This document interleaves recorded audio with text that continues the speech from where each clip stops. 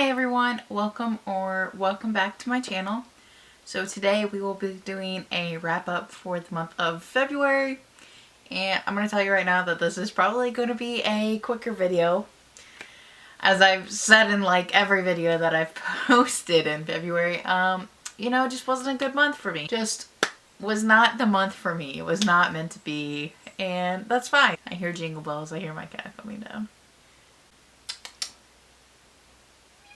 What are you doing? So I read 5 books this month, which honestly is not bad. Like, that's a lot better than I thought I did. So we'll take it. There's no complaints from me. But since I did do 5 books this month, 3 of them are on one of my previous videos. So I will skip over. So I will briefly go over those. So this will probably be a shorter video. The first book that I read in February, which I thought was going to be a good sign of how this month was going to go, was Lessons in Chemistry by Bonnie Garmus. And this was the book club pick for January. It just got pushed back a little, so I ended up reading it in February. But I did tab it. And this book took me by surprise. So I got this when it first came out, and I wasn't sure what to expect with it, but I liked the general description of it. I, for some reason, didn't realize, I don't want to say that it's a romance, but there's like a subplot of romance in it. So this got picked for book club, and I read it, and it was so good. 5 stars. And I will say it is slower paced for sure, and if you're expecting like a romance, like, don't. This is not a romance book, okay? This is more, I think it's contemporary fiction, I want to say. But, oh my god, this was so good. This needs to be like required reading for men in high school or something, because, oh my gosh. The struggles and, I don't want to say like trials and tribulations, but kind of Elizabeth Zott in this book is just everything. I mean, there are so many things that happen in this book that, happen to women in real life, that it was just so easy to relate to and just dive into and love. And I loved Elizabeth Zott. I know a lot of people did not like her character because she's very strong-willed. She knows what she wants, and she's very straightforward. I love that about her. How do I become Elizabeth Zott? Like, she's what I strive to be. She was fantastic. I loved her. I will say I didn't see the romance in this playing out how it did, but I think it makes sense for the story, and I did still enjoy it. The only thing that caught me like a little off guard is, so you get multiple point of views throughout this book, and so you get Elizabeth Zott's, you get at one point her dog's point of view. I think you get Calvin, who is her love interest in the book. I think you get his for a little bit. And then I think you do get her daughters too, and then like a couple of neighbors, whatever. So you get like a lot of background info on these characters as well. But the one point of view that like caught me off guard that I wasn't sure I was going to like was the dogs. However, as like the book went on, I really didn't mind it at all. It didn't like take away from the story. If anything, it adds to it.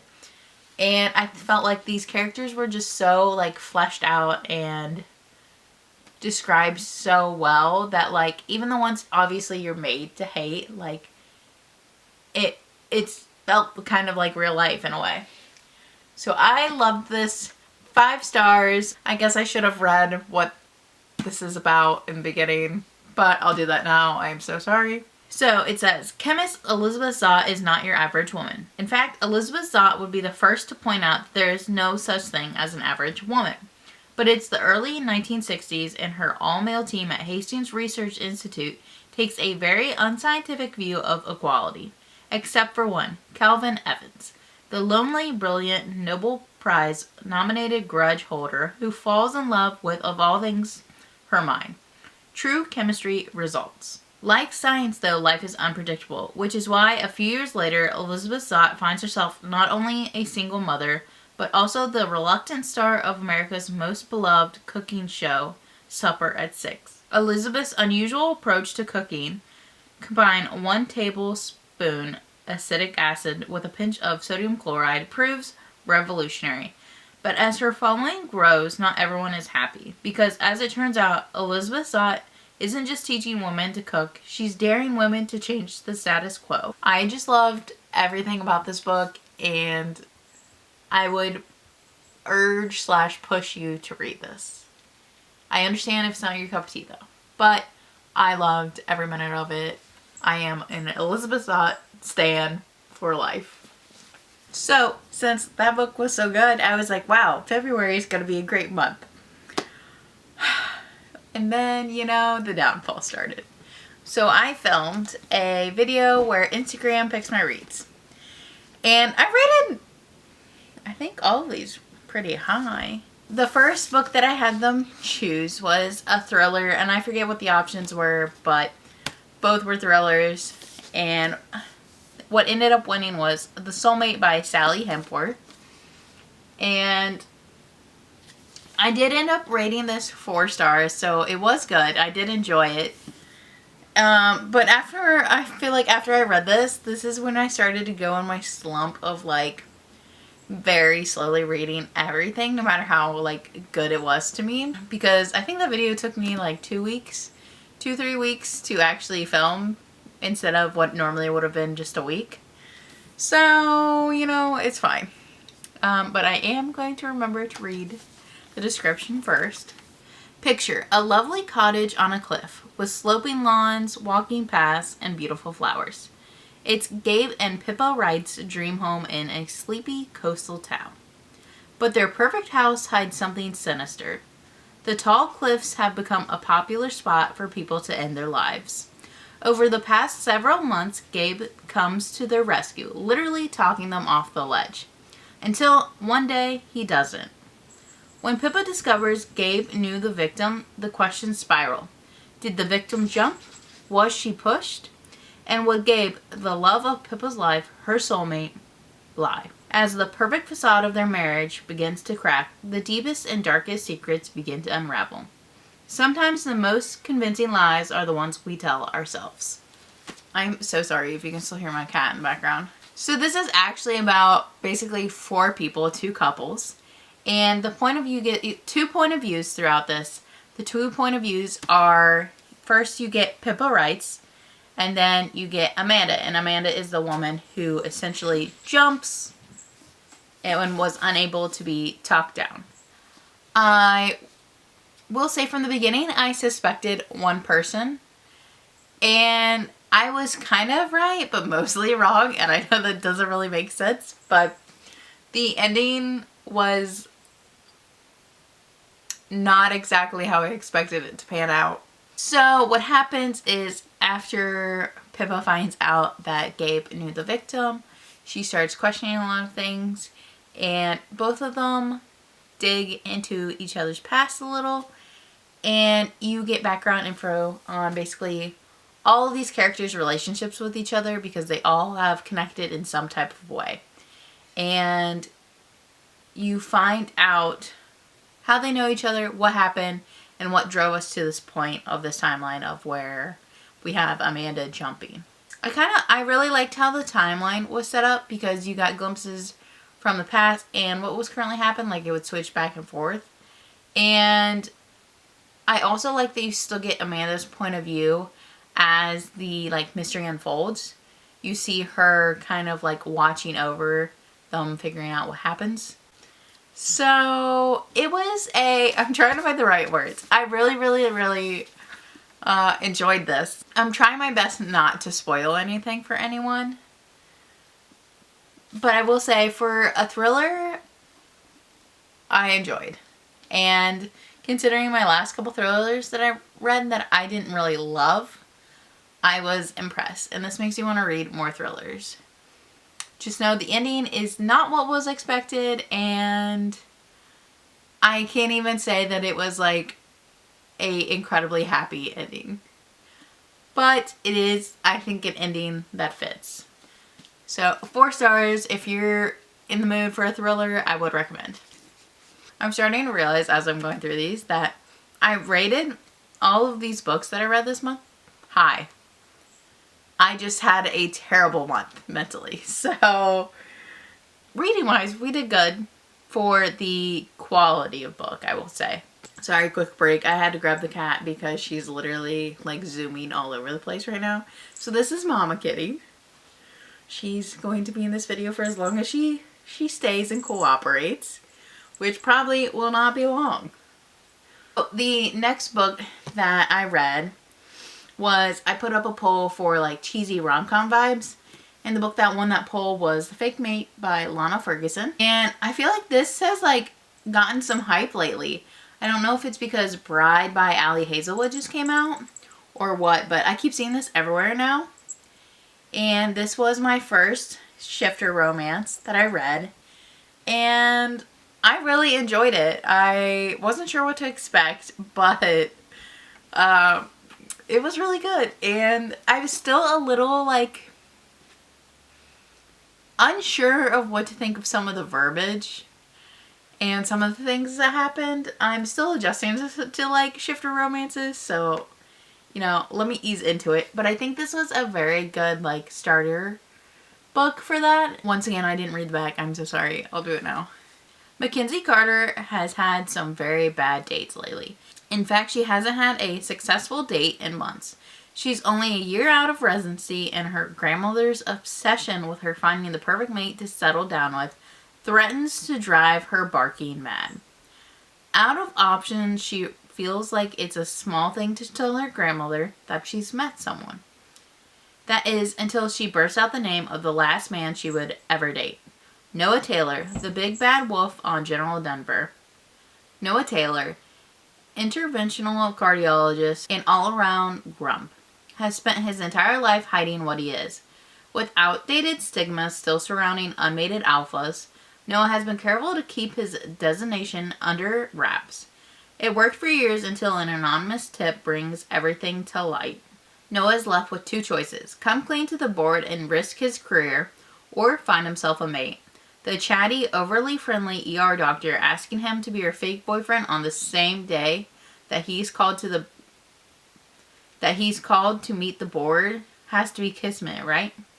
Mackenzie will keep her grandmother off her back, and Noah will get a chance to prove he can continue to work without a real mate. A mutual beneficial business transaction, they both rationalize. But when the fake mate act turns into a real friends with benefits arrangement, lines start to blur, and they quickly realize love is a whole different kind of animal. They are both shifters, they both are werewolves, and one is an alpha and the other is an omega, I believe. But they basically kind of come to this beneficial agreement of helping each other, and then I guess there is this known legend that a alpha and omega coming together is basically like meant to be. It's fate, like they should be together. And Mackenzie doesn't really believe that stigma, so she doesn't tell him what she is. And then when they do find out, things start to make a little more sense. But it's definitely like grumpy sunshine. I loved Noah because he was like very protective of her.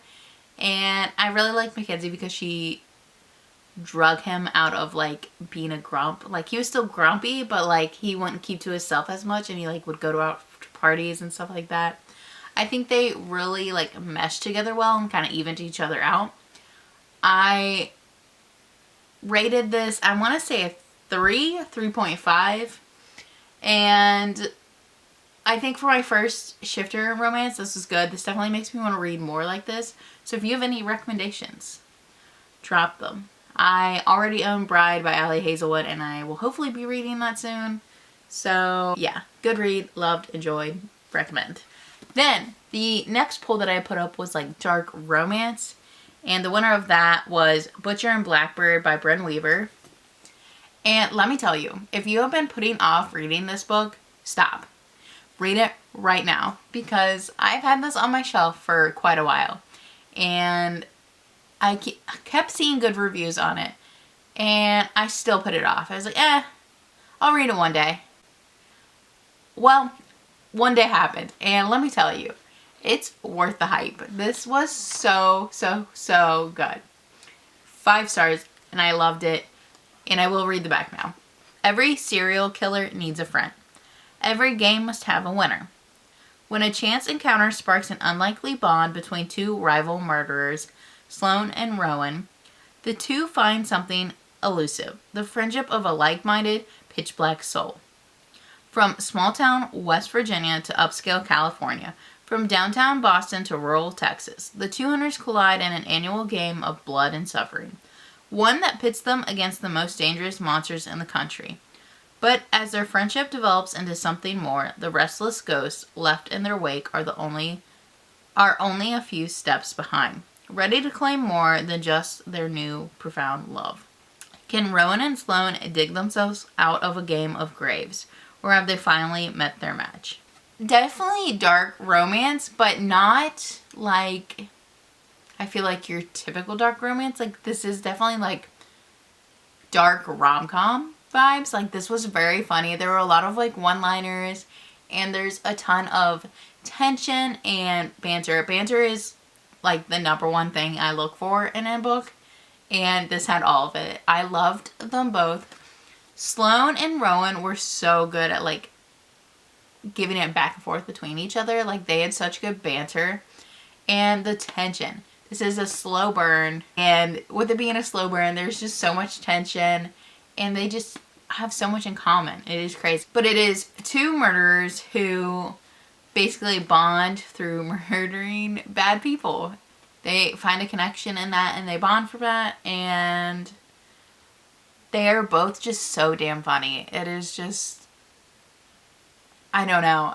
This had me like giggling and kicking my feet up, even though it is dark romance. And if you need a sign to read it, I'm your sign. Read it. Read it right now. 5 stars.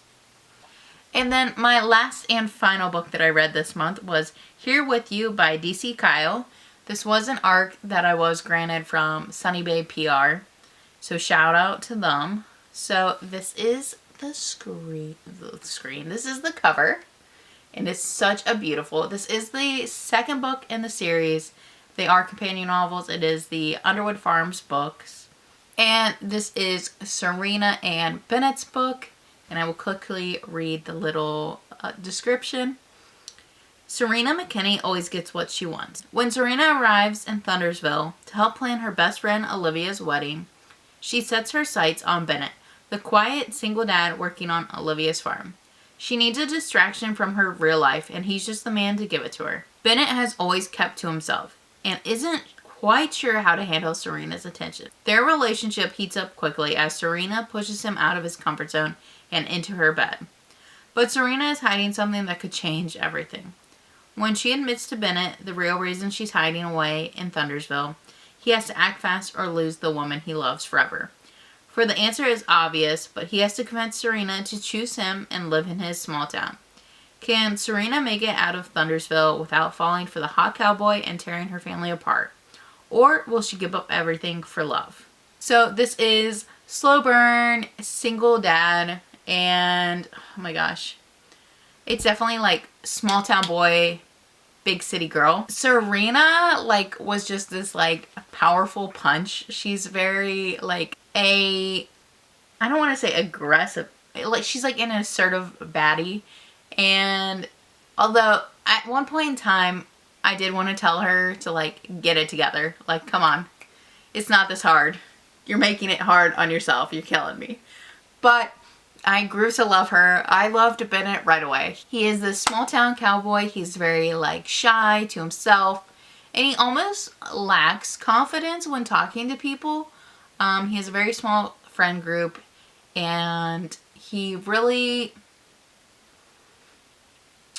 keeps to himself. But even when he like talks to people or like women, he doesn't like stand out in a way. Like he's very just one to take a step back and not go after what he wants. So when Serena comes to town and kind of like gives him the confidence boost he needs, it's nice to see like the change in him. And I really enjoyed them together. I think they even each out even each other out really well. I rated this 4 stars. I will definitely be continuing on with the series, and I'm going to go back and read book 1 of the series, which is Olivia and, oh my gosh, I cannot remember his name. Olivia and Lannon's book, which you obviously know they're together in this book because she's planning their wedding. But I really want to see how their story unfolds because I believe their book is more like enemies to lovers. So I definitely want to go back and read that, and I will definitely be continuing on with this series and reading more. But 4 stars, definitely loved. Loved the cowboy small town romance vibes. This was everything I needed. So overall, the quality I think of what I read was really good, and so I will say I had a really good reading month. I don't care if it was a terrible mental month. I'm out of it. I'm doing better, and we're gonna get through this. So I want to say thank you guys so much for watching. Don't forget to like, comment, and subscribe. And I will see you guys in the next one. Oh, I am not sure if I'm going to be doing a TBR video or not. Just going to put that out there now since I really didn't read much off of it. We'll see though. I think the only one off of my TBR is The Fake Mate. And Lessons in Chemistry. So we'll see. If I post a video, then I did. Because I might switch it up. You never know. But anyways, sorry. I will see you guys in the next one. Bye guys.